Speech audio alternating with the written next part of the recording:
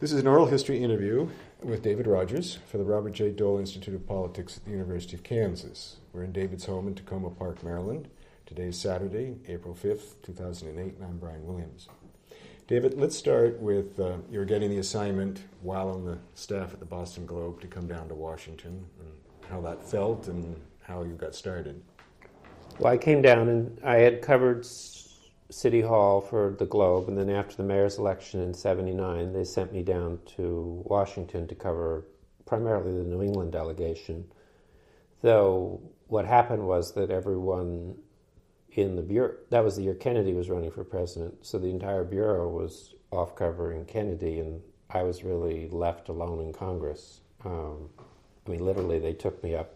This woman, Rochelle Patterson, took me up and gave me a bowl of bean soup, and in the midst of the bean soup said, "You're going to be fine," and left. So that was I was very educated in Congress by the members, and I was fortunately had the Massachusetts delegation, and I had good people in the Globe, like Marty Nolan was my bureau chief, and he would come back from the campaign and help me. But the reality was I was very much a product of educated by the Massachusetts delegation, and then through them, got to know different things. Baker was always nice to me. And it may have been, that I was the paper that covered TIP. And so people probably thought it was useful to talk to the paper that covered TIP because then they could say things to TIP through the Globe. And there's probably a little bit of that, not too much, but there was some of that. And that helped. And that was sort of my introduction to him. Did you angle for that assignment? Yeah, I wanted to come to Washington. It was pretty much, Marty Nolan was a big influence on me. He was the bureau chief, and, I had basically done a lot in the neighborhoods of Boston. I'd come back from Vietnam and gone back to school and studied cities at Harvard, and then I'd done a lot in the neighborhoods and desegregation with the busing, and I had done City Hall for 4 years, and to stay at City Hall after that. I really didn't have much interest in the State House. It was always like I liked City Hall, I'd done City Hall, and so if Congress was available and there was an opening, and it was pretty much, I was a good young reporter, and they wanted me to go. It wasn't really so much angling as that was sort of the next step. And when you started out, did you try to balance between coverage of the Senate and the House, or how did that break down? I always covered both. I never believed, and I've always believed, wherever I've been, I've always believed you have to cover both. We wrote a weekly column called New England and Washington, and that was focused on New England's delegation. But I had Tsongas. I had a really remarkable delegation when you think about it, because I had Tsongas was there. I had Kennedy was running. My relations with Kennedy only came later. But I had an active Connecticut delegation. Muskie was chairman of the Budget Committee for Maine.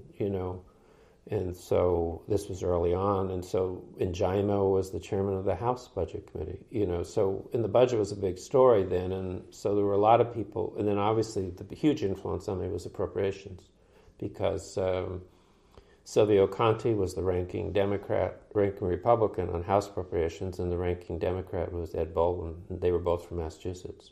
So I can remember, one of the first stories was, remember, the Soviets went into Afghanistan, and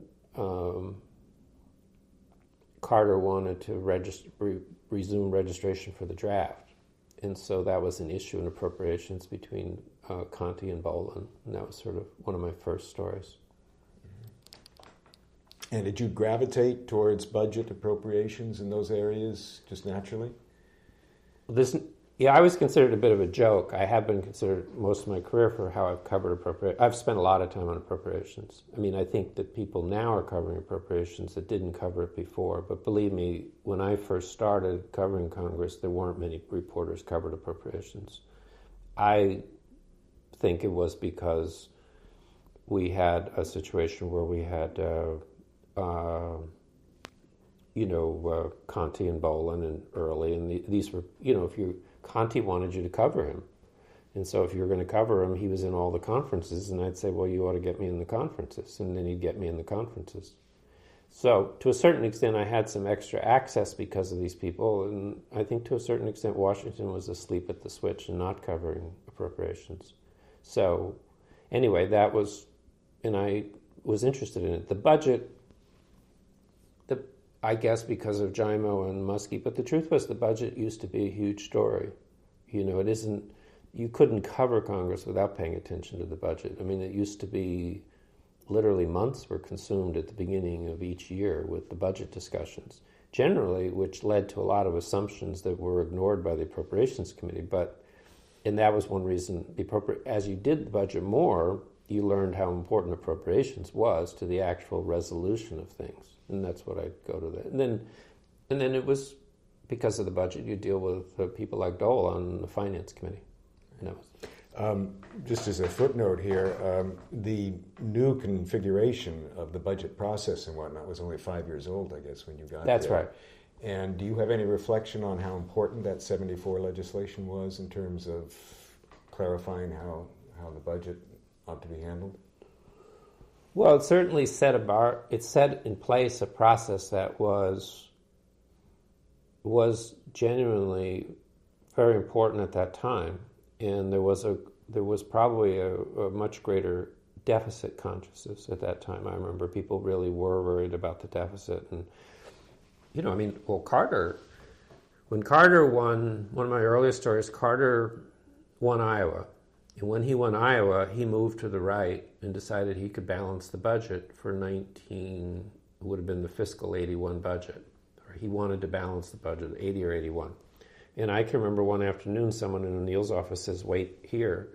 And the entire cabinet walked by. And they were coming to the Hill or not the whole cabinet, but a lot of people from the White House, because they were coming to the Hill to balance the budget. So that whole period, when I first got here, was this intense Carter effort to balance the budget to show he was fiscally responsible versus Kennedy and versus Reagan coming up in the Republican ranks. Now, it didn't last very long because but they used to be down we would have votes about how much aid to go to New York City. I mean, detailed votes. And it was all, you would cover it with great seriousness, but the reality was, in the end, it was basically assumptions, planning assumptions. And you came to realize that after a while, and then you would focus more on appropriations. But one of the biggest changes in Washington in the time I've been there is that the budget process does not have the same dominance. What's happened is it's gotten to a point where no one wants to make the real choices. And so they avoid the budget process. I mean, but the whole tenure of Dole was making some very painful choices. I mean, some would argue that one reason the Republicans lost the Senate in 86 was what they did in some of the budget process in 85 and 86. Just sticking to Carter here for a moment, what was the fate of his effort to reduce the deficit? Well, they did something. They made an effort, but the problem was, like everything with the budget, you're only as good as your baseline is. And the reality was, with inflation and interest costs and so forth, things were slipping past him. So he had a target that if he cut, I can't remember the full number, but it wasn't a big number. It was certainly not in today's world. It was like 20 or 30 billion, then he could balance the budget. Do you know what I mean? And they were going to do that. Actually, one of the ironies of the situation, I believe that in that period of time, that was Hollings. What happened in the middle of that, Cy Vance left the firm or returned to his firm. There's a famous thing where Cy Vance has returned to his firm. Anyway, so then Muskie, who'd been the budget chairman, became Secretary of State. So Hollings took over and was more defense-oriented as the chairman of the Budget Committee. So he didn't want to cut as much from defense. And he also, they played around then for the first time with this process called reconciliation, where they would go back and make changes by law, and this became a precedent that the Republicans would later use to pass tax cuts. In fairness, Howard Baker did not use it with Reagan's tax cuts. He did not use the reconciliation process that way. They only used it for spending cuts. But as time went on, I think they may have used reconciliation with Tefra but in each case you were really trying to reduce the deficit. Bush, clearly used reconciliation repeatedly to get tax cuts through Congress that would not have gotten through a 60-vote margin in the Senate. Most people don't understand that process and Right. the significance of reconciliation. Can you just review it? Well, the idea of reconciliation, well, let's go back. The whole term comes about, it used to be, believe it or not, you're taxing my memory a little bit, but there used to be two budget resolutions. There used to be a spring budget resolution, which you can think of as sort of a master plan for the year. Then the idea was you would do your appropriations bills and go through your legislation. And then in the fall, you would have a permanent budget resolution, ostensibly. And I think the idea of reconciliation was to reconcile the experience of the summer and spring with the reality of where things stood in the fall. That then became a process that people, I would say, probably twisted and took it to the spring. And the idea of reconciliation was you had to make adjustments. And because you had to make adjustments, filibuster should not stand in the way. So you could make fixes at that point in an expeditious way, and there would not be a filibuster. You didn't have to get a simple majority rule. As I remember, that is the birth of reconciliation. It was reconciling the experience of the summer with reality and quick decisions to fix things and move on. What's happened is, and the Carter people did use it, what happened in this case was that we had a situation where, in recent years, where we've used reconciliation really not to reconcile anything, but simply to take advantage of the fact that reconciliation allows you to pass a law without a 60-vote, to override cloture.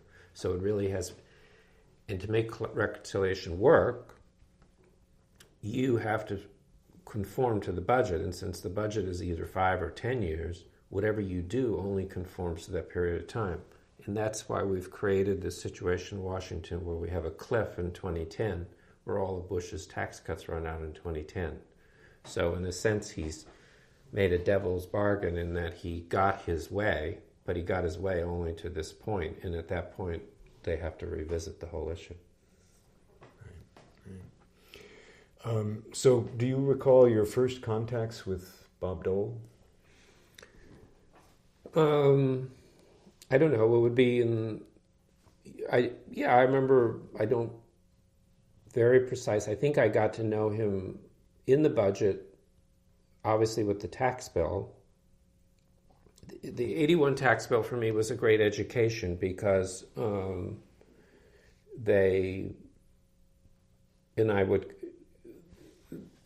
Congress used to be more open in some ways, and they would have conferences and, let's back up. The real battle over the 81 tax bill was more in the House than the Senate. The Democrats still controlled the House, and Dole, the Senate had moved ahead with a tax bill that did, it had some variation of what Reagan did, but it had more of Reagan's structure to it. What happened in the House was there began to be a bidding war where Democrats were adding other things, particularly for oil interests, in an effort to try to win over boll-weevil conservatives who could then vote with them on less of the 3-year rate cut. And what this led to was a bidding war, and the bill grew in cost tremendously. Not that it was cheap anyway, but it was expensive. And so then this set up the conference. And I know I dealt with Dole in the spring of 81 with the budget, and I'd get to know him some, but I think I got to know him better as we moved into the conference. And then he was representing the Senate with Rostentowski representing the House in the conference. And that conference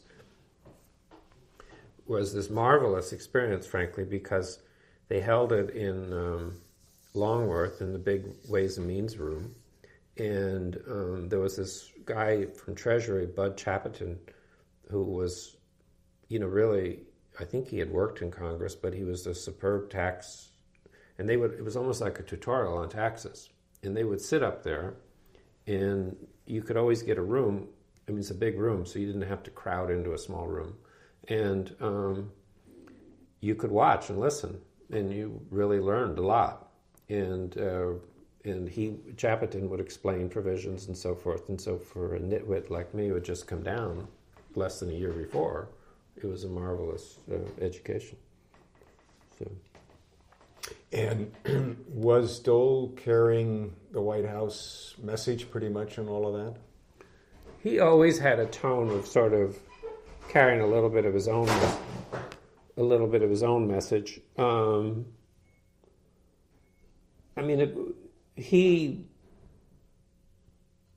I guess he was pretty loyal. But there was this issue, I'd have to go back and research it. There was this issue about leasing, with some of the big corporations, and I think Dole went after that big time in Tefra. Some of the big corporations were behind that, and it was a tax break for corporations, and it was part of and I think the Heritage Foundation was behind it, and Dole separated himself from that pretty early. I don't know that I can really answer. He was very involved in the oil stuff because Kansas an oil interest, and when the Democrats introduced all this added oil stuff, the Republicans already added some, but the Democrats upped the ante. Dole was very involved in that, and actually they were a little annoyed with me eventually on one of those things because they had a conference. Here's an example of sort of Dole and me. The very end of the tax conference was in a small room, okay, and it was primarily about the oil stuff. And Kennedy had an oil-related amendment, which the Senate had accepted, which dealt more with windfall profits, or maybe spending some of the oil money on low-income fuel systems, something like that. Anyway, so I felt obliged to pursue that, and when they had the conference, and this shows you how, they kept a transcript of the conference, okay? And I asked to see the transcript, and Dole let me see it. And then when I quoted from portions of it, they got all upset. Dole didn't get upset, but his tax staff got upset with me. And frankly, to this day, I'd never understood quite why they were upset, because I thought I did everything by the book. But there was sensitivity because it showed how he and Russell Long had ignored Kennedy in the conference. Okay, because they both had oil. They were just said, does anyone want this? No, no one wants this. And then of course, they'd go out on the floor and say, well, we tried hard, but And so I think he was a little pissed at me because of that. But and they would claim later that because of me, they weren't going to show the transcript. But it was sort of goofy to me because that's the whole point of having the transcript. And you weren't. The whole issue was you weren't supposed to quote directly from the transcript because the transcript may not be perfectly accurate. And so I didn't. I just said the transcript indicates that they didn't try very hard or something like that. I didn't do I did a generic. But anyway, that was a bit of a sore point for them for a while. But he never made a huge issue with me, but that was sort of one of my first experiences with that side of him. And how did you interpret his leadership style and how he was going about being chairman of the Finance Committee? He was interesting. He did have this sense of, he would pick different targets where he had a sense of sort of certain unfairness of things, or things were excessive. He was always, you would argue, more identified with, like we talked about before, the older wing of the party that was a little more deficit conscious. He's probably more, and so Reagan had come along with this, 30% cut in rates, was big. And, Howard Baker had called it a riverboat gamble. And I think that Dole saw it as a riverboat gamble. He went along with it. He saw where things were going. I think he was he was always someone concerned about, I think the thing, Dole always showed a sensitivity to fairness. There were times, that he wouldn't always live with that, and then you might give him a hard time, but the reality was that he showed a sense of that, and I think that when he saw how some people profited from some of the provisions in the 81 Act, he came back after it in Tefra. And I really think you have to judge the two together. You can't really judge, you have to do 81 and 82 together to sort of get the full picture of Bob Dole.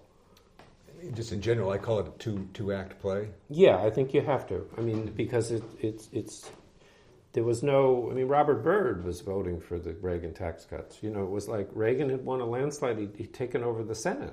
These people were not going to stand in his way. And that was frankly one reason why Howard Baker didn't have to do reconciliation. He was smart not to, because he took advantage of the fact that he could get the majority and just get it done. And they did.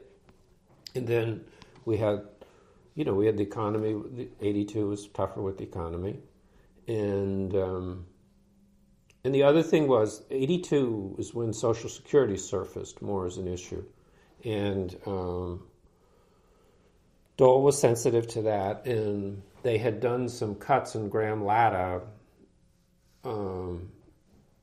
That was the big deficit reduction package that in 81 that included affected minimum benefits for Social Security. And there was a race in Mississippi. Wayne Dowdy, it was a special election in Mississippi, and Wayne Dowdy used Social Security and the Democrat Coelho saw how Social Security could be an issue for the Democrats in sort of April-May period of 82.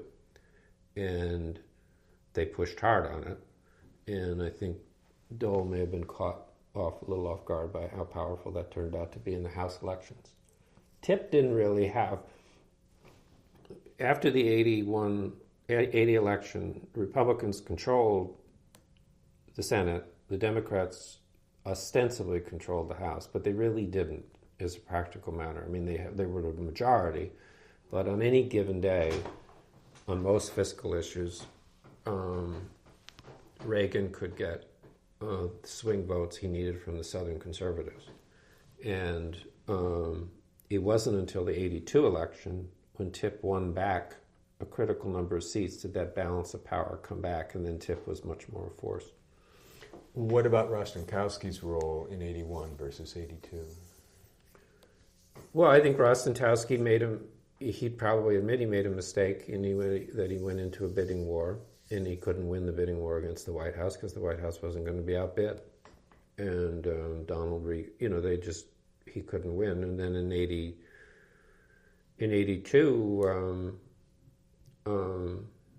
Rostenkowski, worked with Dole on that.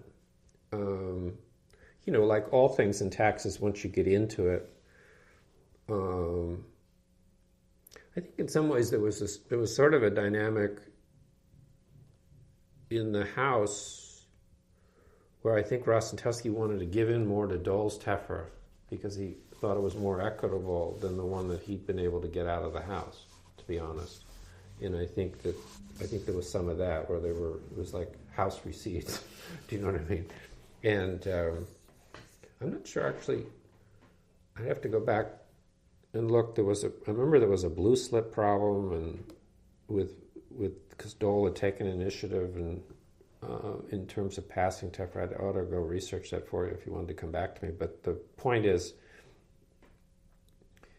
in any case, there was this big conference, and in that case, I think that Rostenkowski was appreciative of some of the things Dole had done. There were some issues would flare up, like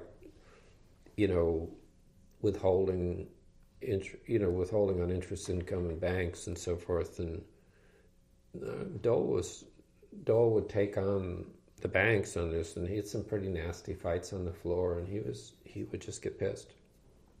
And but he'd go out there and he'd just go after them.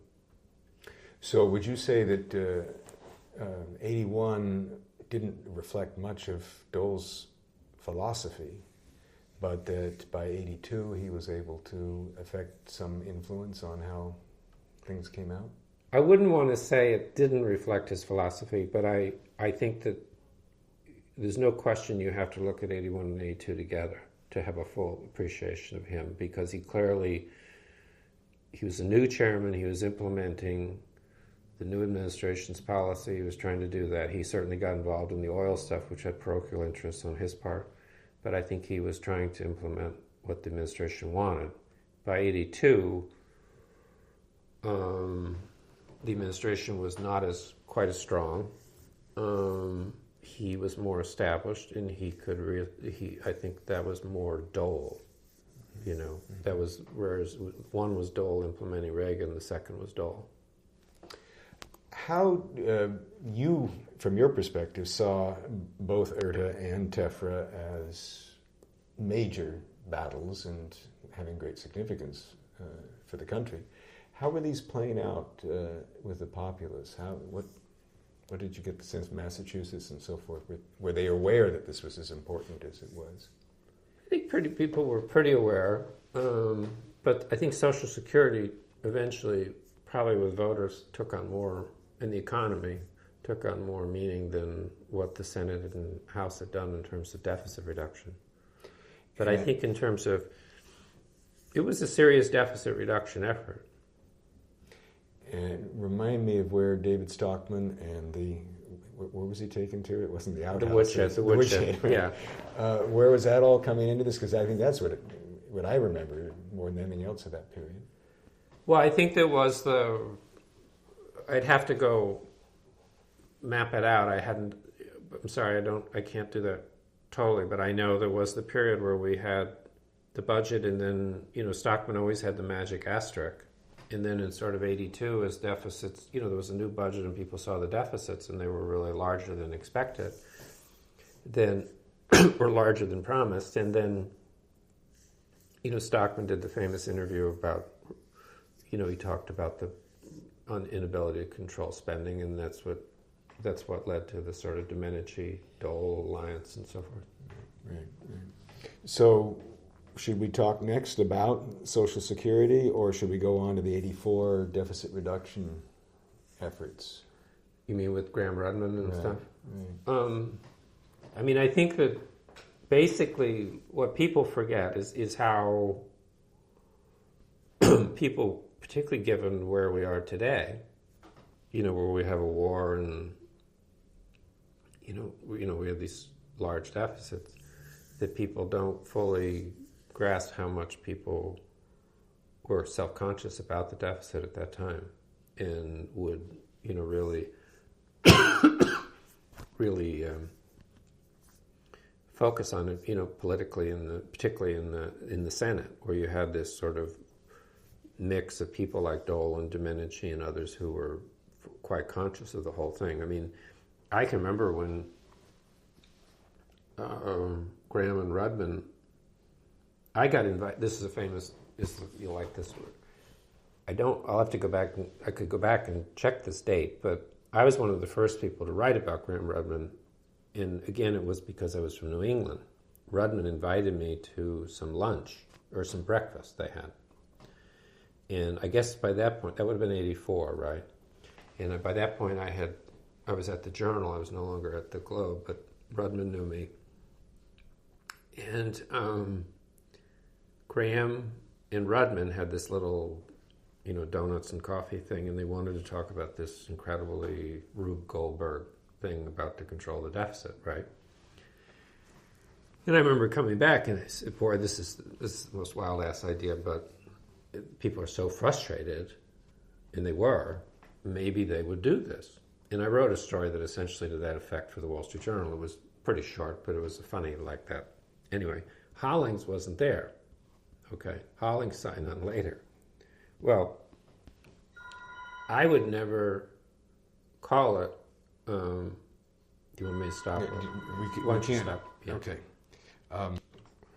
Well, Rudman had this breakfast, and Hollings didn't come. And then Hollings signed on, and so it became called Graham-Rudman-Hollings, right? I would never call it Graham-Rudman-Hollings, because Hollings wasn't at the... And I wasn't going to waste space in the Wall Street Journal, for all these names. It just made the lead terribly complicated to write. And this Hollings at first complained about this. And then later they said that I should have been given, they were worried I would given a corporate contribution to them because they were so embarrassed. Remember later he wanted a divorce from Graham Rudman Hollings and so forth. And the Wall Street Journal had covered this entire period of time, never mentioning, no, I did mention he supported it, but I never called it Graham Rudman Hollings. Anyway, they used to joke that they could never decide whether I'd done them an immense favor, by not associating. But anyway, I did, there was that, and then I guess, what more did you want to know about that, Graham Rudman? Well, what was the real objection to it, or why was it such a Rube Goldberg? Oh, well, it was, it basically set up a situation where if you didn't meet these targets, you would, everyone kept thinking of what can make us do the right thing. It's like, we can't do the right thing, so find a machine that will make us do the right thing. And then they would create a machine, and everyone would say, my God, this machine will be terrible. And that was sort of what Graham Rudman Hollings was. It introduced more the concept of sequestration, sort of across-the-board cut. And it also probably, in some ways, encouraged what became later the sort of pay-go approach. I think, in fairness, it had that effect. But generally, it forced the Republicans into some situations where they ended up adopting some very tight budgets in the Senate that touched on Social Security or Medicare and proved to be, cause huge divisions with the House and the House Republicans. And this is where you started to see, particularly, if you wanted to think broadly, you could sort of think of 81 and 82 sort of Dole on tax policy, together. But then as Dole became majority leader in 84, right? After Baker, 85. Yeah. So he walked into this problem. And there was this growing frustration, and then what do we do? And do we stick with our guns and reduce the deficit? Oh my God, we got to stick with our guns and reduce the deficit, and was it Pete Wilson got wheeled in on the gurney and all this kind of stuff. And by God, we passed this thing. And meanwhile, Trent Lott saying, nah, forget it. We're not doing this. We're just not doing this. And the Democrats in the House weren't keen on it. And so it sort of blew up. Why would a Trent Lott be against it? And it's a little bit easier, I think, to see how the Democrats... Well, Trent Lott was identified with the Jack Kemp. The Jack Kemp believed that you didn't... I actually looked at a story in 85 on this where the tensions... Well, first of all, they knew Reagan was now in his second term, and that was ending. Secondly, there was the Jack Kemp school of thought, and that was always the supply side view. And you had the other people who weren't sure of that. And then you had, and Lott was identified with Jack Kemp. And Gingrich was beginning to come into his own a little bit. And there was Bob Michel, who was the Republican leader, was more akin to Dole. But actually I came across this quote, I could get you, but where Bob Michel said to me, the decisions are getting tougher and tougher.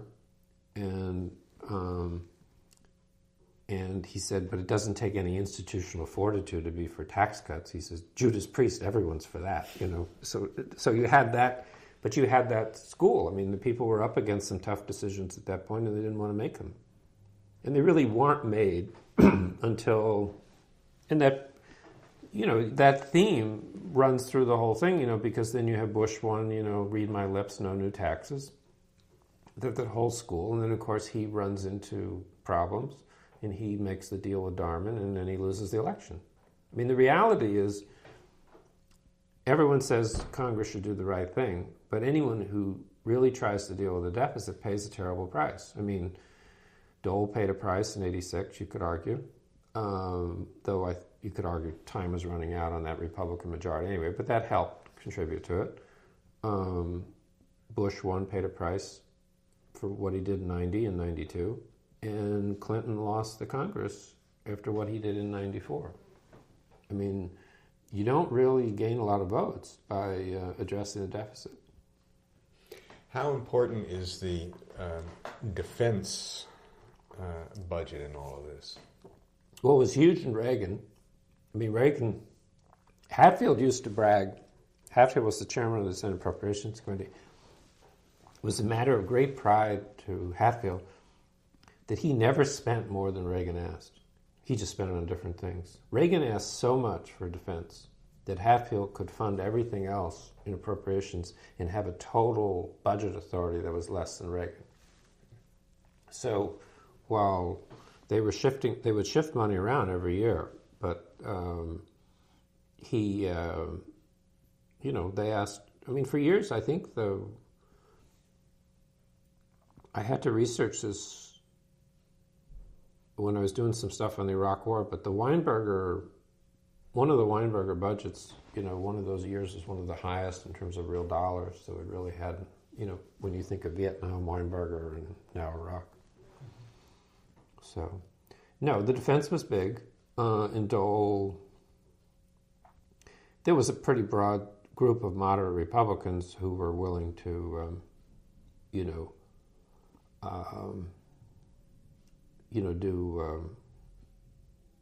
to make cuts from defense. You had, in the Republican Party, you had votes. There was Dole, and there was one set of elections. I can get you the dates, but Dole and Simpson won, but Chafee lost. You could see, and Domenici lost to Nichols in lower elections. You could start to see the young people coming up.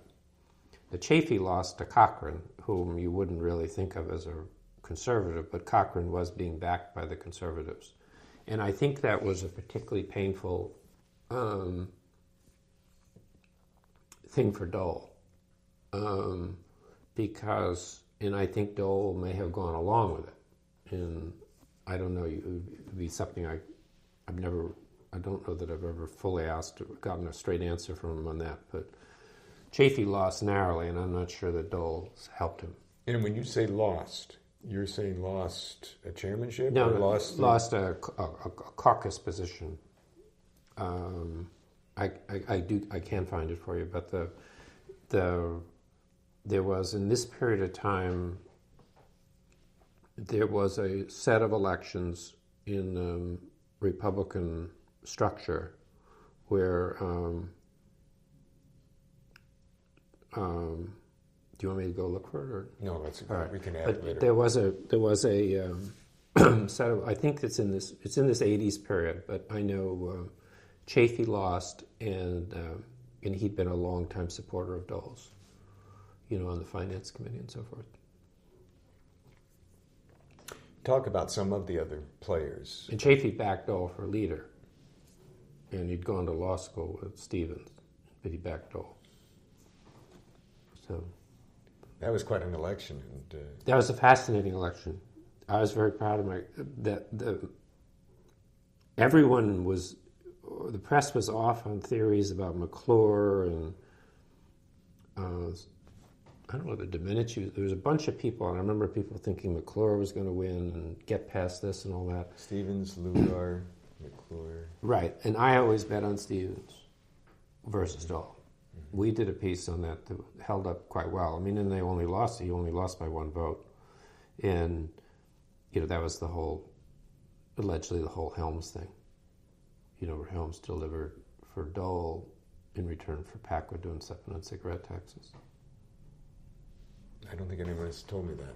Oh, well, one of the subplots, anytime, like Dole, if Dole runs for leader, he vacates the chairmanship, so Packwood gets to be chairman, right? So there's always that kind of element, so Dole, behind Dole were a set of pretty smart, savvy Finance Committee people. And in fairness to Chafee, while I think Stevens was disappointed Chafee didn't support him, Chafee's self-interest rose more with the finance chairman Dole succeeding. Packwood then was going to be in line to be finance chairman. And I think that Stevens had counted on Helms helping him. And in the end, Helms voted, the perception is that Helms voted with Dole. And the rumor, the story was always that Packwood had made a deal with Dole, Packwood had made a deal with Helms that he would help protect tobacco and cigarette taxes in return for Helms putting Dole over the top. I know Stevens felt very betrayed at the end, and I think that was where he felt the betrayal the most. And how do you think Stevens and Dole's relationship suffered, and for how long? I don't really know fully. I mean, I've known both of them pretty well over the years. I think that Stevens had been the whip. You have to remember, he was the whip. He was next in line. And basically Dole was coming in and taking it away from him. And Dole was more the outside player, you could argue. He'd been vice presidential candidate. He'd run for, I'm not quite sure how many times. He ran for president in 80-some. He ran in 88, and he ran again, obviously, in 96. But Dole,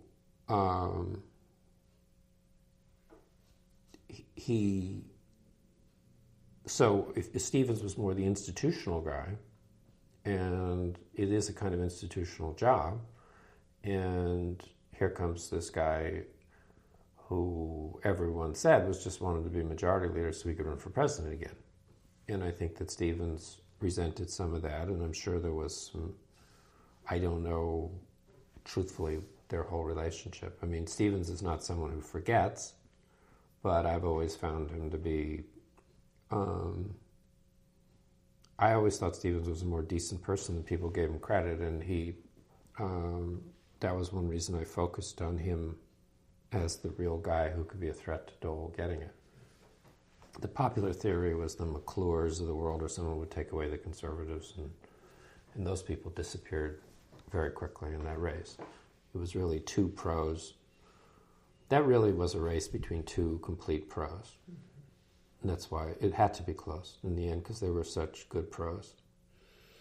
In that era, who were some of the other pros? In the Senate? Mm-hmm. Well, Domenici was a force.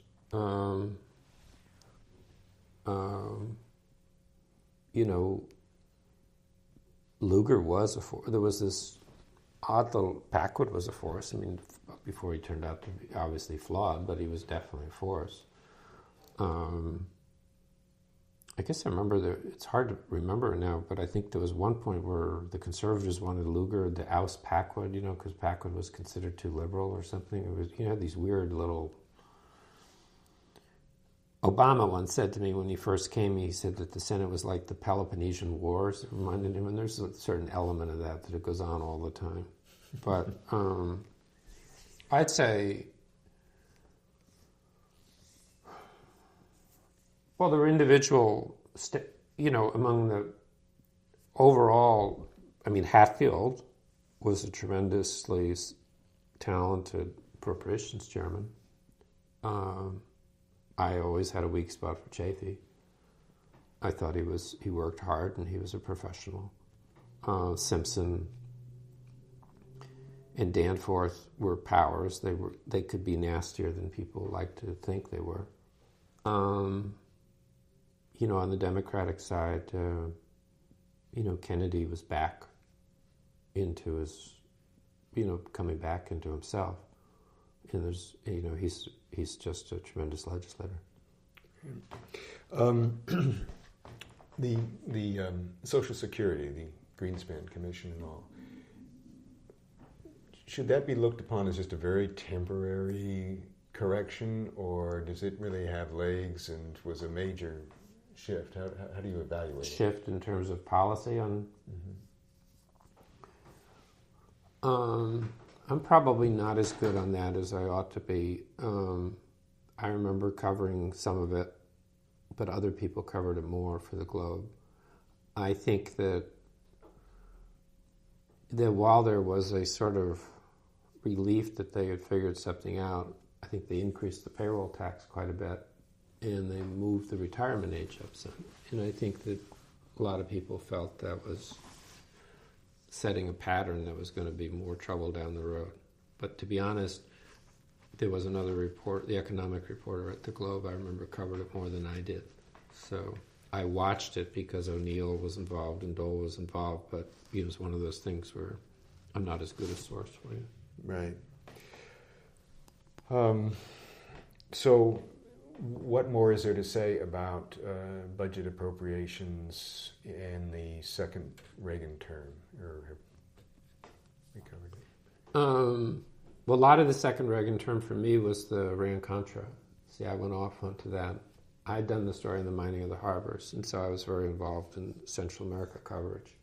So the truth is I sort of went off in 86, 87 into that world. So I didn't really, I was covering, the things that I was interested in at that point were more like the emerging funding for the Afghan war, and, I was breaking stories on that and that kind of stuff. I wasn't really trying to do the sort of big macro picture stuff as much.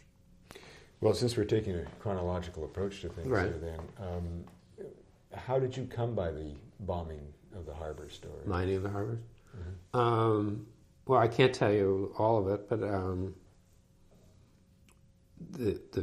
the trigger point was that Goldwater said something on the floor one night, and I heard him. It used to be, the Senate wasn't televised, and I don't know when it started to be televised, but in any case, I was in the room and used to go in more in the room and watch. And I was there, and Goldwater someone handed something to Goldwater, and he read some of it out loud. And I realized the significance of it, and I chased it, and then I had my own sources in the intelligence community, and I worked it very hard. Beginning that night for about 24 hours. We had a situation, I think it was like a Wednesday night, and if I was going to write, I had to write by Thursday night because we didn't have a paper Saturday and Sunday. And so I wrote as best I could a story. I worked at that, and basically that was the story. Goldwater didn't say everything explicit. He said something that I heard, like we're more involved than we know or something, and was sort of generic like that. And then the next day they had taken it out of the record. And so I knew what I'd heard, and I knew what was in the record. And so I chased it. Right. And talk about that whole period and the outcomes. Well, the truth is that had a huge impact because what happened was that our story ran on a Friday, and the Times sort of did a back-of-the-hand thing Saturday or something, but then they did a really big piece, as only they could do, on Sunday. And that set it, then the whole world knew. The Journal would put it on like page A17 or something.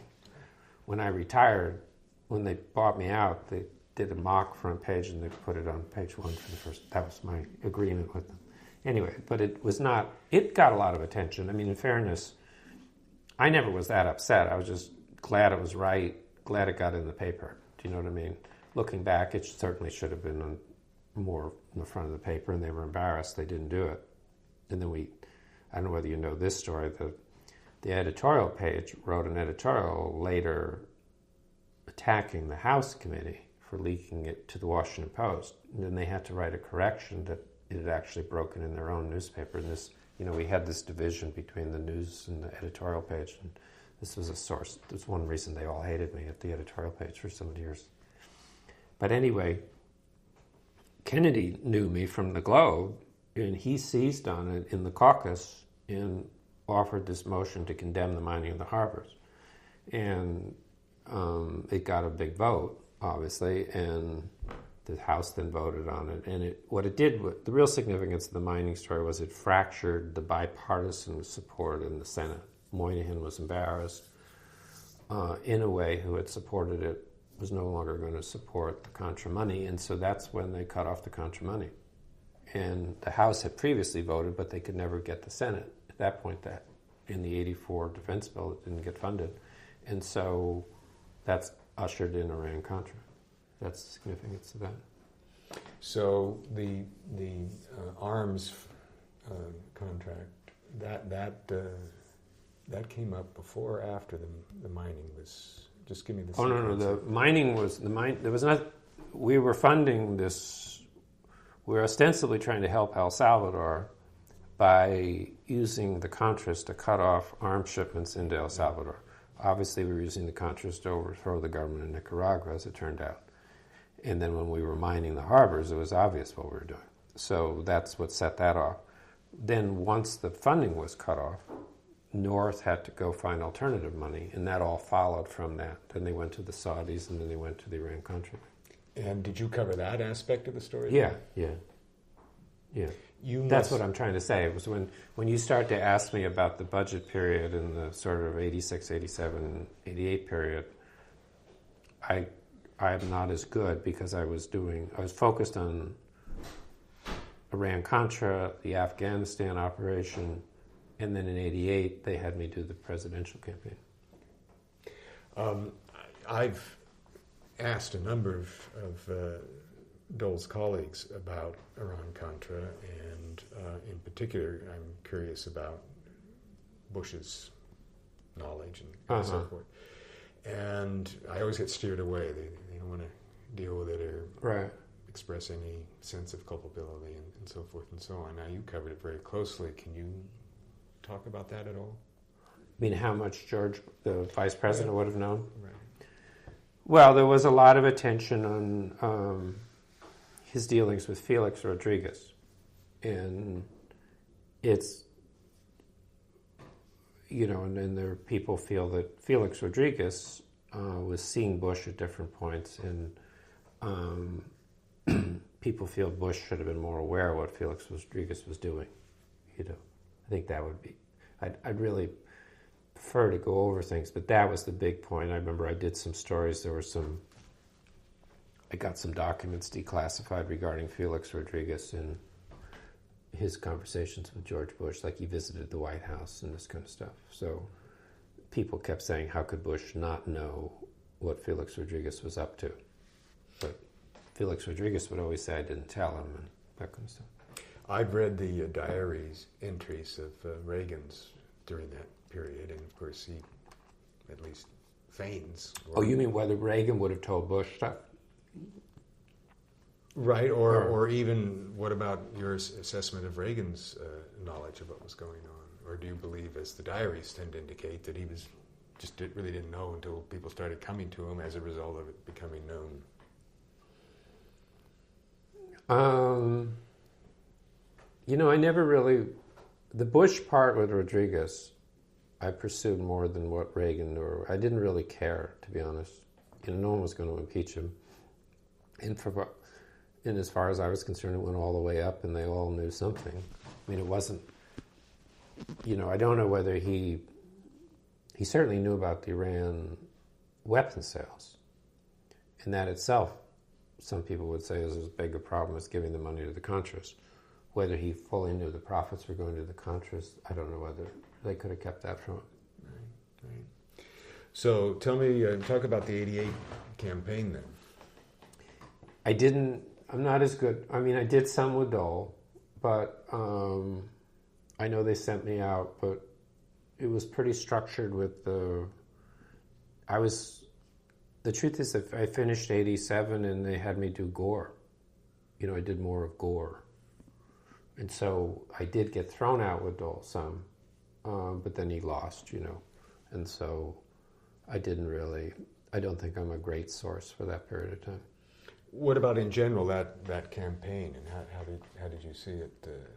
Oh, well, I ended up doing quite a bit. I worked with a fellow, David Sherman, and we were pretty much the two leg guys with, I did primarily Dukakis, And the journal, Hunt was running the bureau then, and he is a very good political mind, and he's very much patent, you will do this, you will do that, and that's what you did. And when you got the assignment, then you would try to do it as imaginatively as you could. But he was sort of tactically running things, and he used us to do, it's like everything with campaigns. There's a funny story where, this won't really help you with Dole, but there was remember in '84, the big issue was picking Ferraro, and that became an issue. So then in '88, there was two big issues. One was character. Remember, we went through Gary Hart and all that, so we had to really do character. So the journal set off to define the character of each candidate as only we could in 4 takes or 5 takes, 1,200 words. So yours truly was assigned to Al Gore. And he used to complain, why did I get you? I did a long piece on him, and I looked back at his military record and all this kind of stuff. And then I went through Gore, and I did a lot in the South and Mississippi, and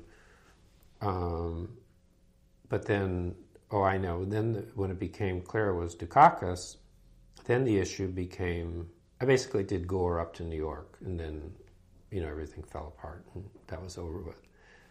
And I had Congress stuff I'd have to go back to, So then when Dukakis was, big issue was, I remember Hunt said that I want to be able to do a story that the day he picks his vice president, we know who it is and all the thought process that led to it.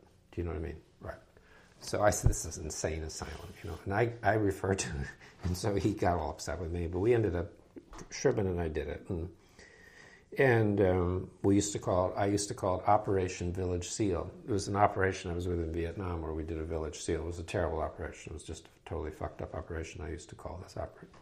This was the joke Sherman and I had. Sometimes we refer to Operation Village Seal. So, but in terms of Dole, once he lost. He won Iowa, he lost New Hampshire, and then he lost South Carolina. Right? It fell apart pretty quickly for him. But I've heard many people say that was really his year, both in terms of his career, his energy, his fire in the belly, and so forth, and that 96 was just sort of an afterthought. I think that's probably right. I don't know that I would disagree with that. I mean, I think that,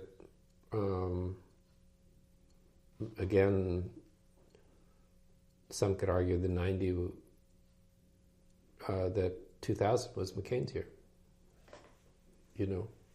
McCain isn't quite the same candidate as he was in 2000. And I think the problem with Dole was he was up against the sitting vice president, and he was probably too identified with some of the, the old school deficit stuff that hurt him. And I remember going out, I guess he was always very, he'd always see me, if he saw me on the stump, he was always very cheerful and friendly. And I remember going up, and I do think there was this thing I say about him where I wouldn't want to, like, if everyone in Washington got up and said, "We love you, Bob," he would be one person. And then when things turn against him and he gets angry, he's another person. And I remember one day, I think maybe he'd won in Iowa and we were up in New Hampshire or something. Hunt said, "Go on up and do some piece on him." But it was, that's it. I'm really not a good, Kit was with him, or I don't know which, she was with him in 96. Did she go with him in 88? Okay. She was with him. I was sort of in and out, But that was sort of, he was great that day. He was funny, he was witty, people were appealing, he was just generous and clever, and he could be that. And I guess it must have been, I did go back out to Kansas and do a piece on him. It must have been before that. And that's when we went out and, we went in the backyard and, it's interesting. I said to you before, I mean, when we were talking, it is somewhat relevant. I won't go off too long, but in '85, 10 years after the choppers went off the roof, the Journal said, why don't you go pick two guys who were in public life who were in the war and write about them? So, it's like classic journalism, pick a Republican, pick a Democrat. So I picked Bob Kerrey, who was then governor of Nebraska, and John McCain, who was like a second-term congressman. But to get them to talk, I had to talk. So I flew out to see Bob Kerrey. We spent a fairly painful, nice weekend together. Flew out, saw John McCain. To get him to talk, we had to do the same thing. Because for him to talk, I had to tell him what it had been like for me. That was the deal. That's what they wanted. It wasn't quid pro quo, but it was sort of like you couldn't ask someone to talk about something painful without being willing to talk about something painful. Dole, and I think in that same, not that period, but subsequently, I went out and saw Dole. But to get him to talk about that, he didn't want to talk about it. And it's changed very much, because when he ran in '96, that's all they talked about. And when McCain ran in 2000, he would talk about it more, and he talks about it now. But McCain didn't want to talk. They didn't want to talk then. And my relationship with McCain and Kerry goes back to that. And I remember with Dole, I wanted not to be too prying, but he did open up some. We went in the backyard, and he showed me the thing, and you could sort of see the miserableness of it, coming back and trying to exercise everything, and But the point is, in the '80 campaign, I'm willing to bet he didn't talk that much about it.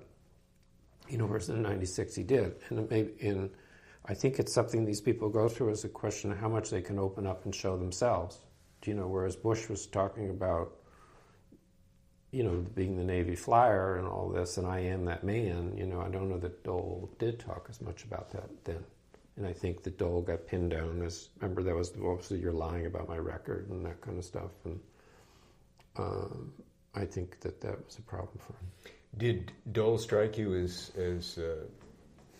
different in Lawrence, Kansas than on the floor of the Senate? Not really. I mean, I don't think he's like he's always been, I think, respectful but a little guarded with me. So it's not like we've never, like with McCain, there was one point with McCain in South Carolina in 2000, one of my favorite points was, all hell, he'd won New Hampshire, and then all hell broke loose, in South Carolina. And we're on the bus, and it really was just a few people. It really was kind of magical in a certain way. It got to be this, a lot of crap and all that. But anyway, to that point it was. And he's getting off the bus. They weren't prepared to deal with the crowds. And Bush was attacking. Kane's getting off the bus. We're alone on the bus for a minute before he gets off. And he turns to me and says, David, we've unleashed the dogs of war. Okay. Now, Bob Dole's never really been that. He's never said that kind of thing to me. Do you know what I mean? I mean, does he? I think we have a nice relationship, but it's not. He's always had a little more reserve with me, I think. I'm curious about how you go about your craft. When Hunt sent you up to Massachusetts or New Hampshire to sort of pop in and do a story, do you come with an assignment or B, something you're already looking for when you get there, or do you just sort of sounding board, pick up osmosis and develop the story on site? It's a little bit of all that. I mean, the journal structure was we had what we would call at that time a back pager, which was generally a 1,000 words or a little more feature on the back page of the front section. So you always went up with the target of seeing if you could come up with a back pager. I'm not quite sure what I came out of that assignment. I remember you were asking me about '88, and I remember being thrown out with Dole some. But the truth is I never did much with the vice president that year. I think other people were like Jerry Seib. And I went to the conventions and so forth. But no, you would go, and I think Hunt felt, look, you know him, go up, see what he's doing. That was sort of that thing, see what you can come up with as an idea. And, generally I could. But you don't, sometimes Al would have, specific, he's going this way, Bush is going that way, I want you to ask him about this, but try to get some time and ask him this. But it wasn't always that planned. Right. I mean, I read later in '88, they threw me into Quail, but that was because of the whole Vietnam thing. Remember, Bush picked Quail, and Quail hadn't been in Vietnam.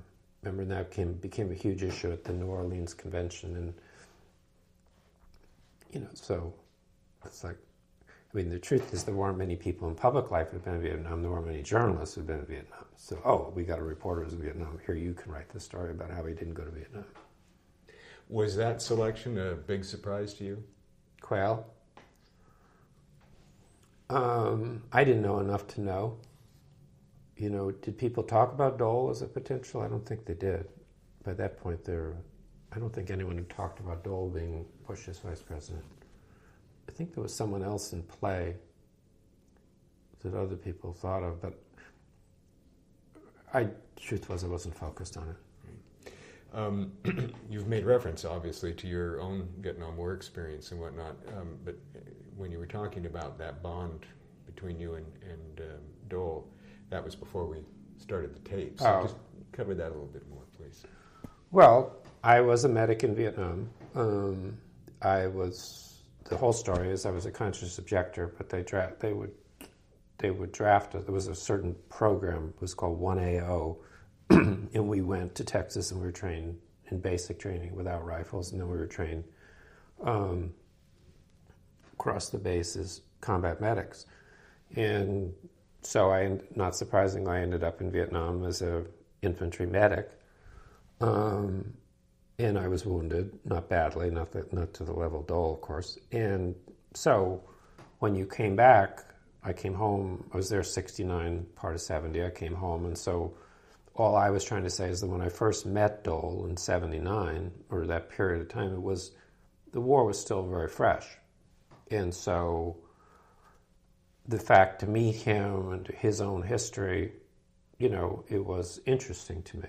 And I think there was probably a period of time, maybe running up to going to Lawrence, where he thought I wanted to talk about it more than he just wanted to talk about it. Do you know what I mean? That it was probably more on my mind than it was, he was willing to admit it was on his. And so, but, clearly that was just something. That's one of the reasons Chafee made such an impact on me. Chafee had been in World War II and Korea, and I had basically fought in a war where a lot of people of sort of Chafee's class hadn't fought. And that's not true with everyone, but it was basically true. And so to meet Chafee meant a lot to me, and Chafee and I got along and that kind of stuff. Right. So during the first Bush administration, were you back following the tax issues and whatnot, or not?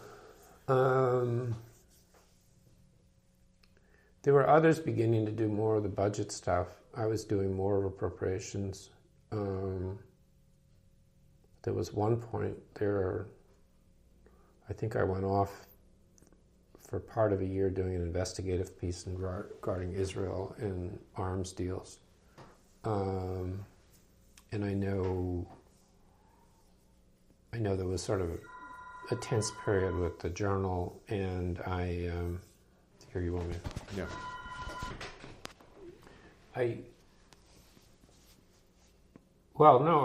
Bush, I covered the tower. There was the tower thing. Yeah, Dole that could be because the Democrats were in charge, new administration, there was the tower stuff, that was tense. Dole also had to, he had to carry the water for, there was this sort of nasty fight over the Chinese immigrants, and there were a couple things there where he had to sort of, carry the ball for Bush. And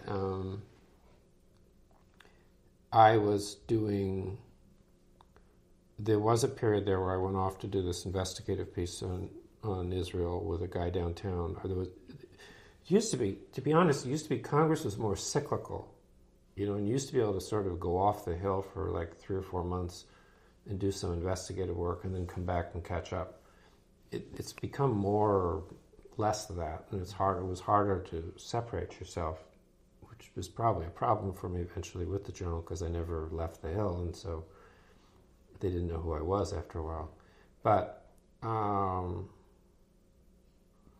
then I know, and then I there was a period, in 90 I went to Afghanistan for a while, and that was partially because there was someone else wanted me to work for them, and then I decided I'd stay with the Journal, and then one of the journals said you can do this. One of the deals was I can have the trip overseas, so I went to Afghanistan. So, but Dole was increasingly, you were having this sort of, I should get you those dates on precisely when but you remember Lott had come over to the Senate in 88. So you're starting to see in that period of time,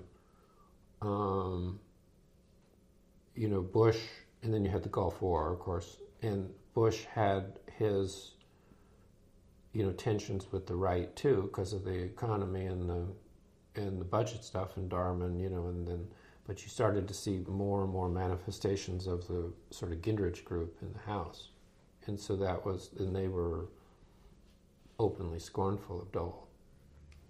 Was Bush's mistake saying he wasn't going to raise taxes more than the fact that circumstances really commanded that they raise taxes, or how do you think about what do you think about that? I think he clearly, by saying he wasn't going to raise taxes, helped himself get elected, and then he raised taxes. So that was, I think you just saw a set of people emerging in the House who weren't willing to tolerate that approach. They wanted to cut spending more, or what they really wanted to do is to not raise taxes. But in your judgment, was it really necessary that taxes be raised at that point?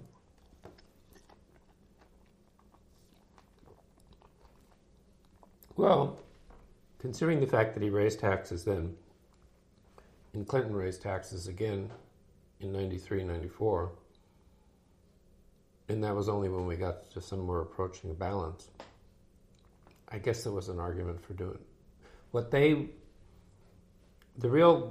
As I remember it, and it's funny, sometimes I remember the 80s better than some of this period, so I'm sorry, and we can do this again, I can go over my stuff, but my memory is the big trade-off was that Darman wanted to get in place, in return for the taxes, some fixed agreement about spending. There were pay-go agreements, there was this, there were agreements about caps and appropriations, and they did respect some of those, and those things became real. And I think that Byrd got some pretty generous caps, people argue. But the reality is it set in place some structure that then, when Clinton came in, then he did more of that. And, I think pay-go goes back to that deal, not to Clinton. Clinton kept pay-go, or Rubin kept pay-go. But I think you could, I don't know if it's about. When was pay-go let go? Well, it became, it's like all these things, once it becomes impossible to do, then they don't do it. I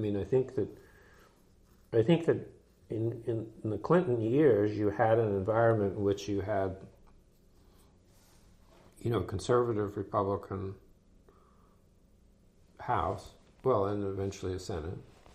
I guess at the same time you had the Senate because they won both in 94. You had that pressure, and you had an improved economy with improved revenues, so they were able to make some logical decisions, and they would work. But the reality was, I mean, they did freedom to farm, and then prices went to hell, and then they were doing disaster payments every year. I mean, freedom to farm cost a fortune in the end. So, and now they're in a situation where they seem to be, like I did a piece this week, I mean, they're doing pay-go with the Farm Bill this year, and they're really only talking about $10 billion in revenue over 10 years, and they can't seem to work it out. And so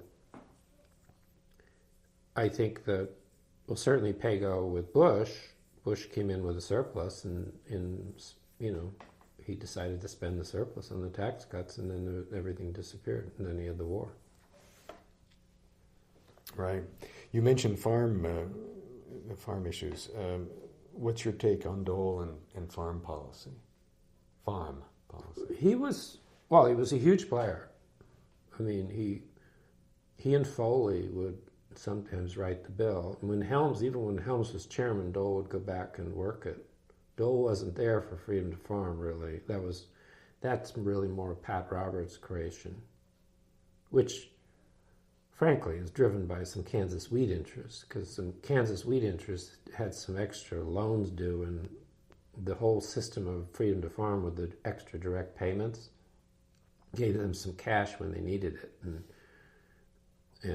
But freedom to farm was just, I don't know, it has not worked, and it's created the system of direct payments that is now a mockery, because we're paying $5 billion a year in cash to these people when they're getting good prices. You know what I mean?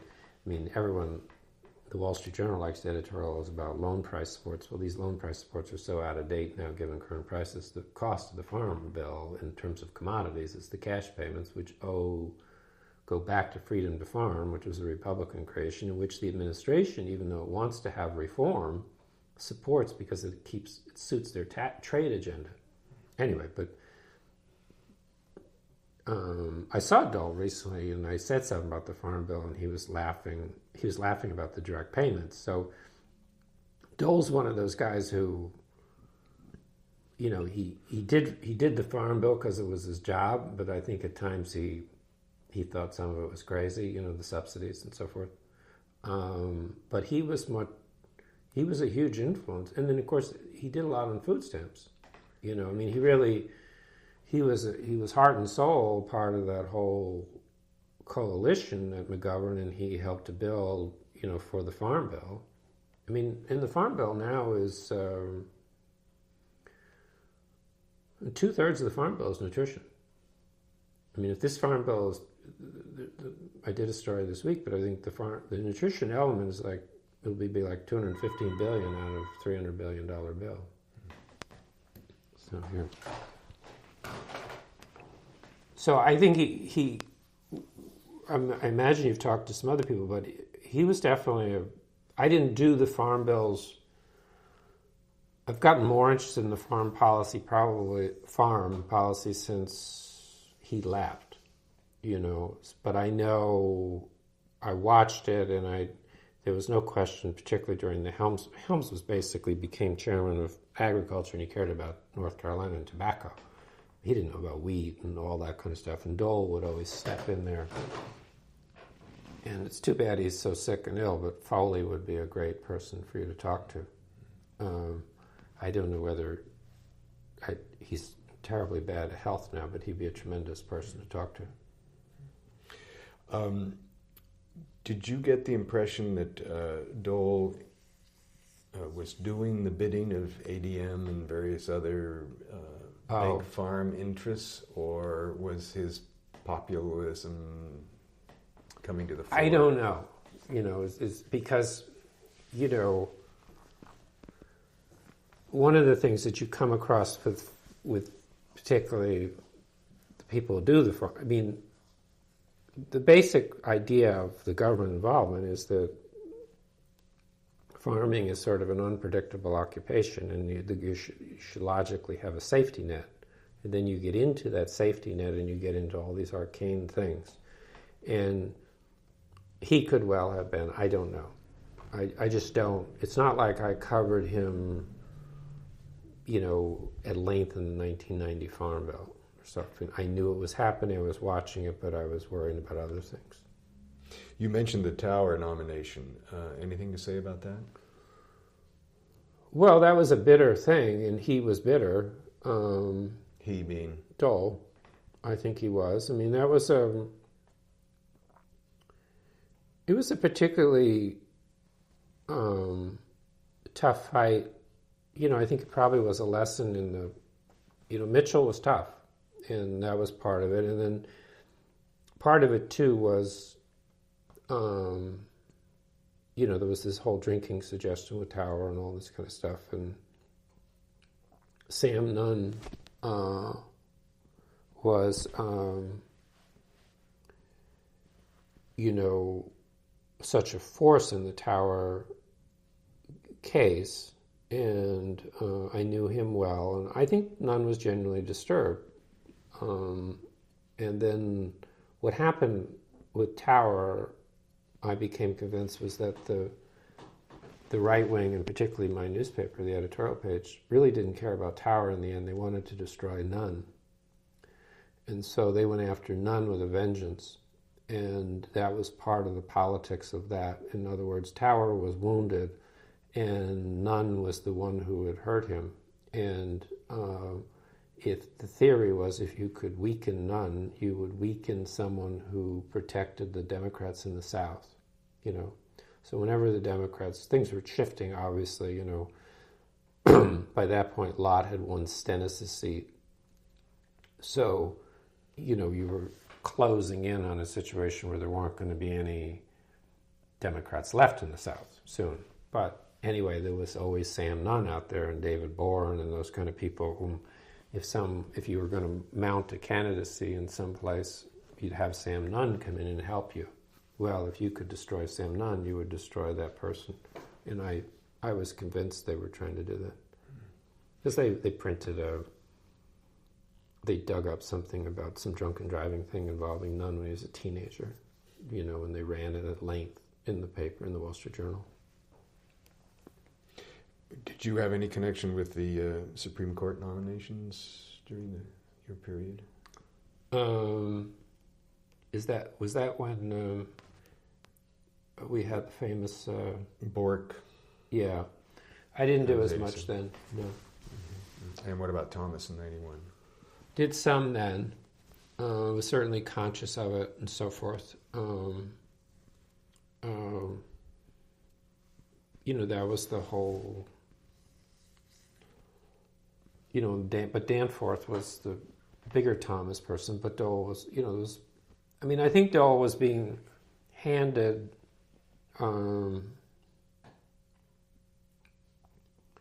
If you sort of think of it in a broad sweep, that you sort of, like you said, 81 and 82 on the budget, and then he was being handed an increasingly nasty set of choices. Do you know what I mean? And also seeing around him an increasingly nasty politics. Do you know?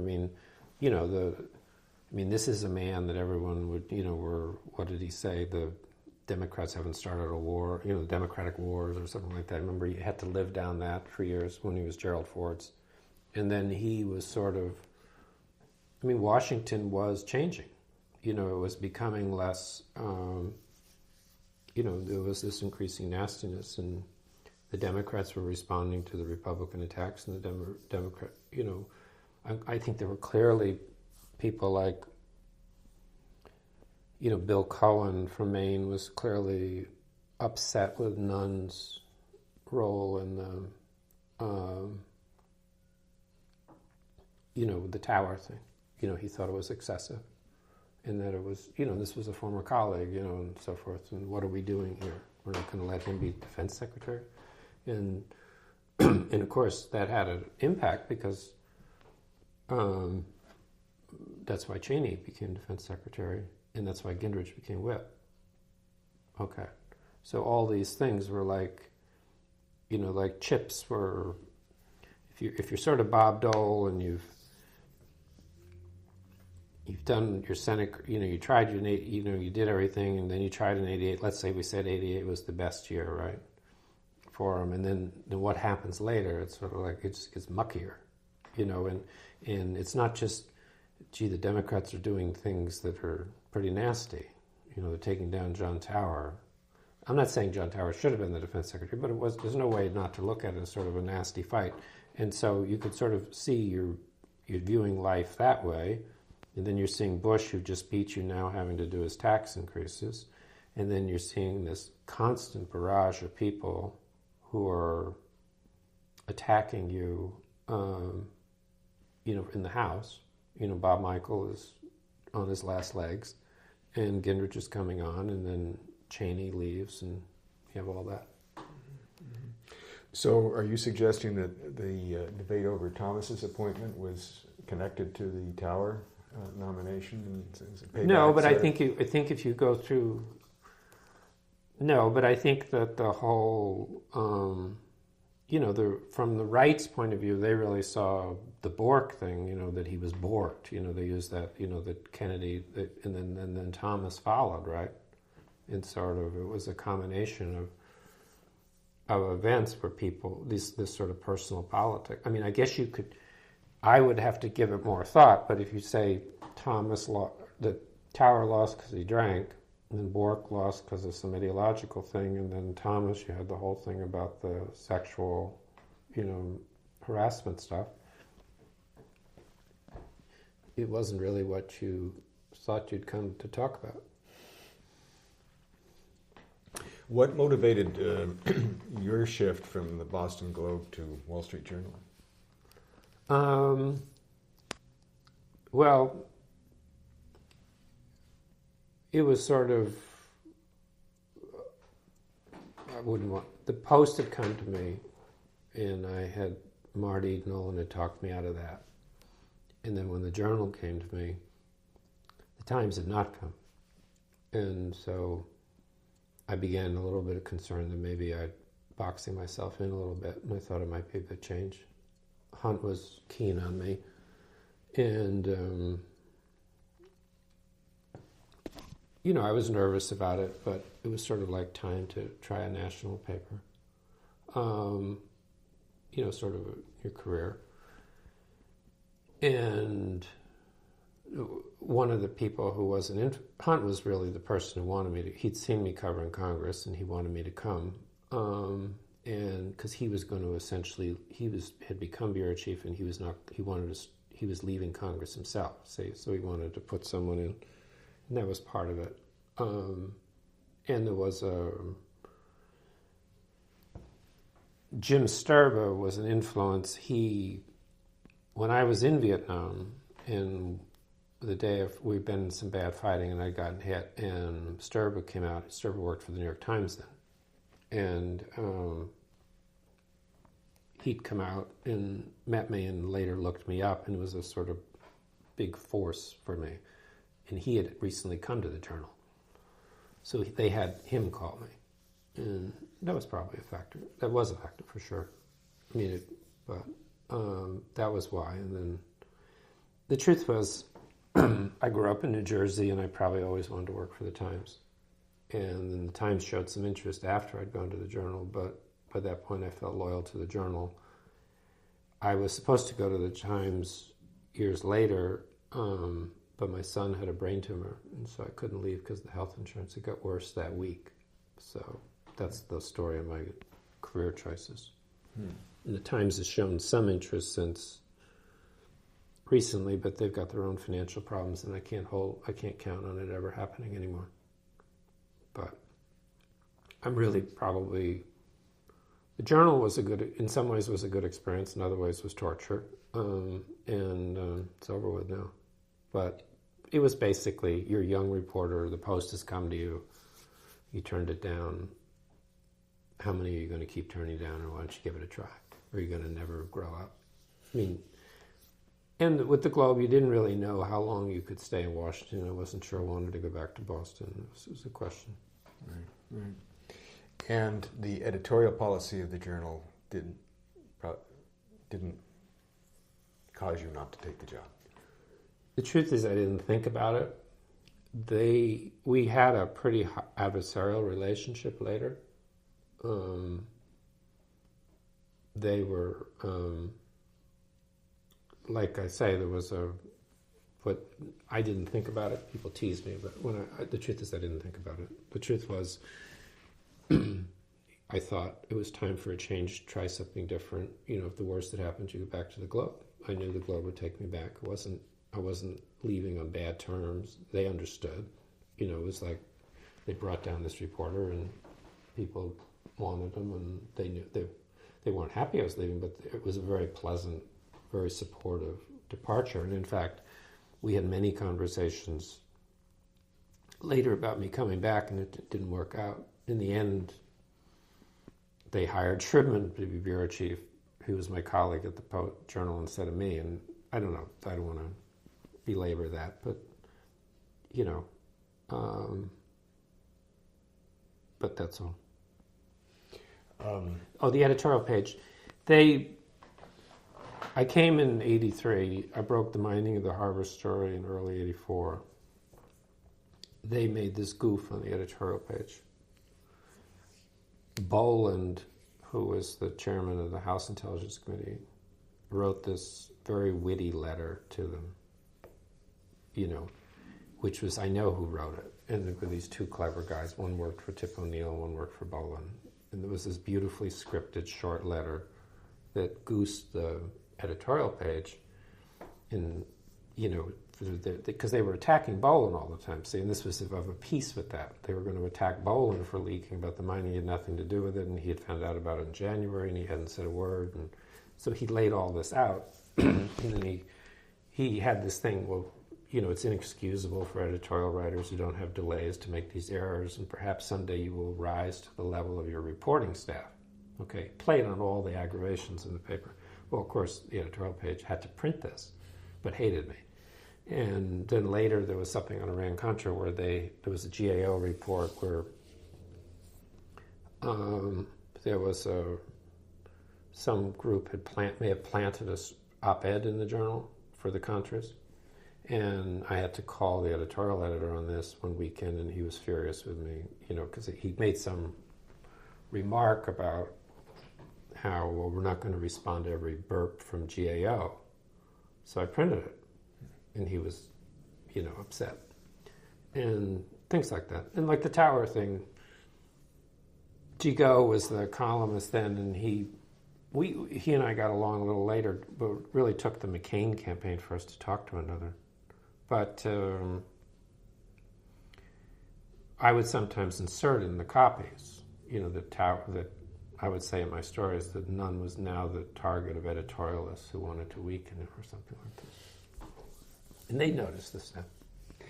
Did you see the Journal drifting rightward over the period of time you worked there, or was it pretty consistent editorially? Oh, I think they were pretty consistent right-wing. I mean, what happens more if you cover Congress is that as the Gingriches took power more, they were in daily conversation with the editorial page. I mean, there was a famous incident where something happened and Gingrich turned to an aide in front of other reporters and said, "Get me John Fund," and they were of a piece. I think Bartley at times and Gingrich had arguments, but you really didn't know sometimes when you worked for that paper who was calling the shots, whether they were calling in the plays to the Gingrich or whether Gingrich was doing something and then they were supporting him. So, but there was no, I don't want to make too much of it, but I wasn't considered one of their favorites. Let's look at as I described it earlier, sort of almost the last quarter of the 20th century. And since we're on the press right now, how do you see press changed? 1980 to 96 and beyond. Well, it changed a lot. Well, it changed tremendously in terms of particularly congressional coverage. I mean, when I first came, the Senate wasn't covered by television. Okay.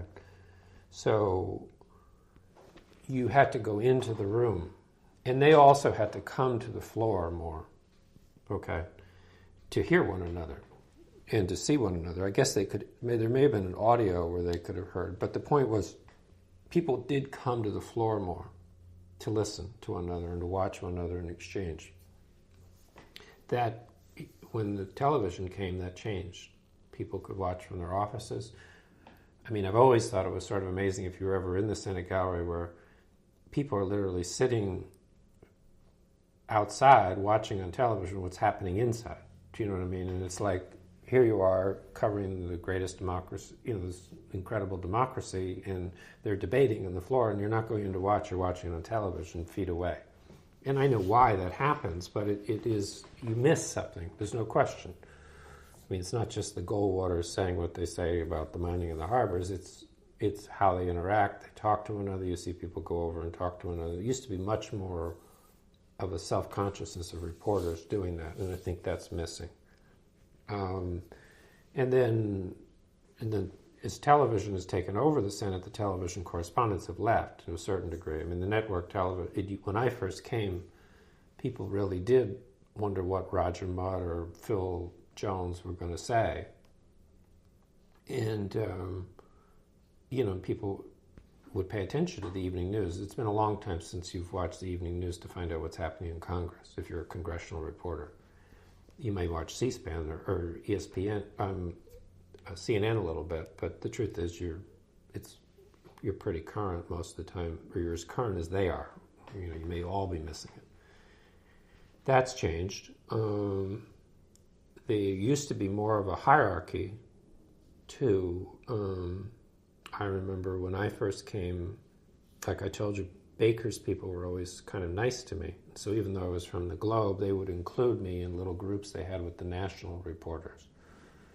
And I remember and it was really a hierarchy. I mean, Britt Hume used to give me a hard time for coming. Okay, he was there from ABC, but he would say, "Why are you here? You shouldn't, you're a regional reporter." Anyway, we got to know one another better. I don't want to make too much of that, but that was sort of a mindset. That would never happen today. What's the big thing, too, is you have now the growth in it's really late in Dole's career, but you had the growth of all these publications that cover Congress, Congress Daily, you have Roll Call, The Hill, now Politico to a certain degree. And Congress talks more to itself with these people. In other words, I mean, I was covering appropriations. I told you I covered appropriations for years, and I was well known for covering appropriations. But there's no question that over time, appropriations would almost talk to itself through Congress Daily, because you could put something in Congress Daily that would come out at 3 o'clock and everyone would see it, and then you get a reaction by 6 o'clock when people voted or something. And that's changed. And ironically, that's a set of publications. Someone would have to do a larger study, a set of publications that's financed by, in some ways, by special interests, because a lot of the advertising is issue adequacy advertising. Do you know what I mean? So people are competing for Northrop and Boeing to buy ads to compete over the tanker debate that might come up on the supplemental. And that's what's happened in journalism. So I think there's a lot more journalists covering the Hill. They're more, I mean, the halls, the Tuesday lunches are much more, that hall is packed with people. It's much more crowded. Is there still the same demand for Capitol Hill information? I mean, it's my impression that the percentage of the evening news in the Roger Mudd days had a lot of stories emanating from or about Capitol Hill. Now, perhaps less so, or? Yeah, no. It's like there's sort of a informal bargain where the networks ignore Congress, and there's this and to the extent the Times still covers Congress, and the Post does not that well, and the Wall Street Journal, I wrote a lot, but they're doing less, obviously, but in the LA Times, but it's almost like we'll agree we're not going to cover it as much, and Congress lives with that insult because it's got all these other people covering it and they can talk to itself. But in some ways, it it shrinks in its standing. I mean, now we'll have a new administration and a new Congress next year, and who knows, may all be all hell breaking loose up there. But I think in general, the drift has been away from a sort of broader view of things to a more, this sort of interlocking level, another level of stuff. And what about Dole and his generation and the changes that occurred over their period of time in the Senate? I think we've already covered it to some degree. Right. I mean, sort of in summing up, how politics, the trend. Well, I think he was, he certainly had his feet planted firmly in the earlier period, and then he actually was, when you think about it, I mean, a pretty adept person in the televised Senate. You know what I mean? I mean, Harry Reid, you could argue, does not do well in a televised Senate. I mean, Harry Reid is a very shrewd, capable person in making deals, and now he's thrust into this situation where Bush doesn't want a deal, and he's on television. Do you know what I mean? Dole could be witty and sardonic, and there were times he probably didn't look good on television, but on the whole, he could handle himself pretty well on television, and I think he was pretty successful at making that transition. And in fact, it may have been a smart thing for the Republicans to have picked him over Stevens. I don't know how Stevens would have done as well on television. I think Dole is definitely, a substance person, and that's very, this was a man who genuinely knew foreign policy and knew tax policy and cared about, some real programs. And I think, was a skilled legislator. And he had a real, there was a civil rights theme in his being that probably comes out of his, his early years as Republican. So. Do you think 20, 30 years from now, people will still be thinking about Dole? And if so, in what way?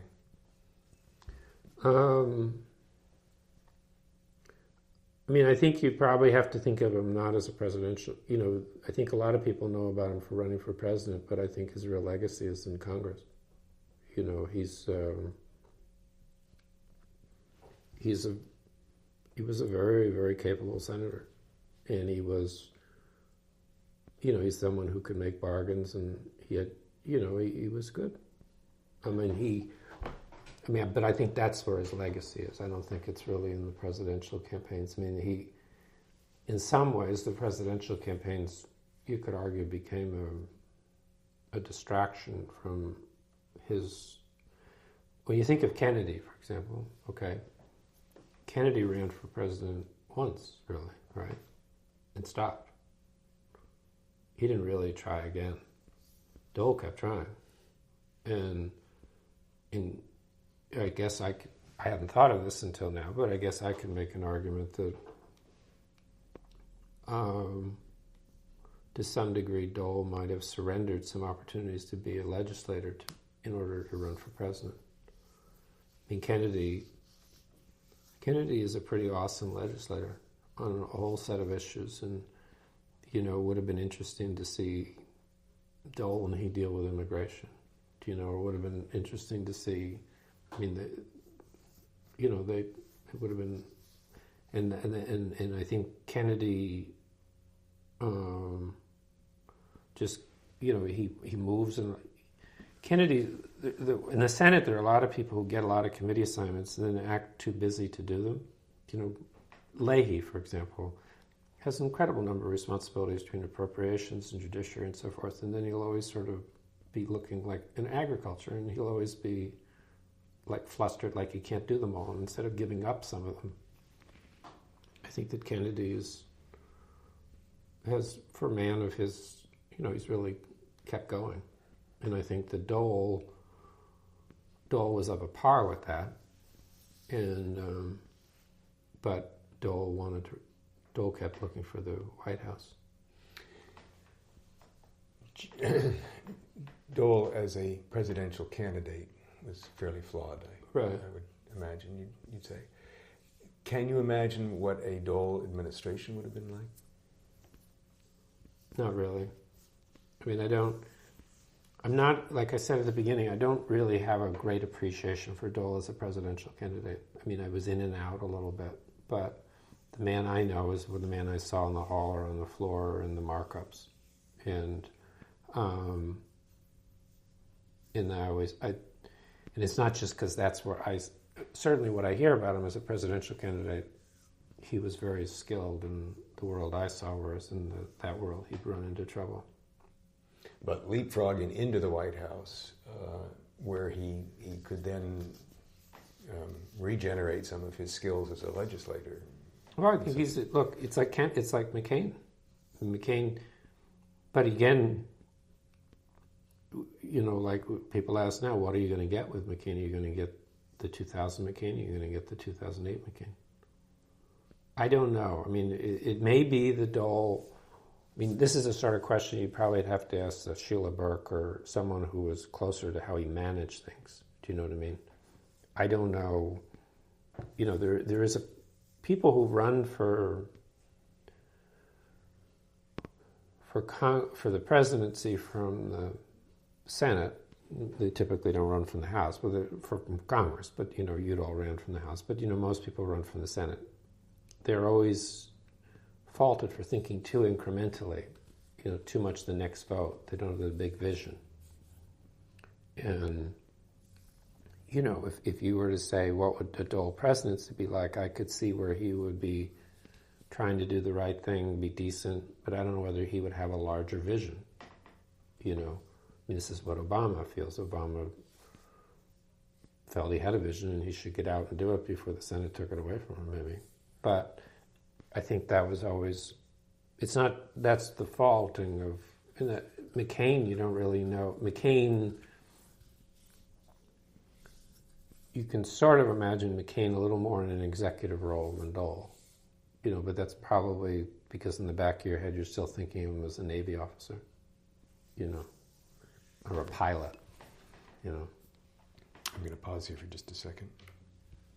I guess the one thing about his legacy, the civil rights part is important, I do think. And that was, he stuck with that, and I think when I mentioned earlier about the African-American Surgeon General, I think that might have bothered him a little bit. And I think he had a sort of basic sense of fairness and about the civil rights, and then he's handled with, he had to deal with Reagan with, when you think about it, he had to deal with Reagan on South Africa, which was a nasty business. And then who knows, maybe he owed his majority leadership to Jesse Helms and he had to stand up for the Voting Rights Act. You know what I mean? It was sort of, anyway, that's all I would say. Another area that people don't talk very much about is Dole and foreign policy. Do you have any thoughts on that? I'm not as well thought out on that, to be honest. I suppose I should think about it. I mean,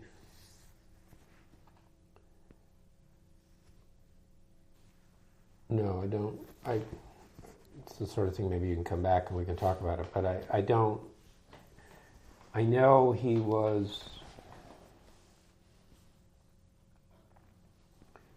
generally take the administration posture, sort of anti-communist, that kind of posture.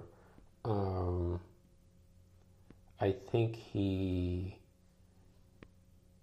I don't know, some things with Israel, sometimes I think about, but the truth is I don't really have a good grasp of him on foreign policy. I mean, I think he tended, my impression is he tended to be with the administration on most things, but I don't truly know how much thought he was giving it.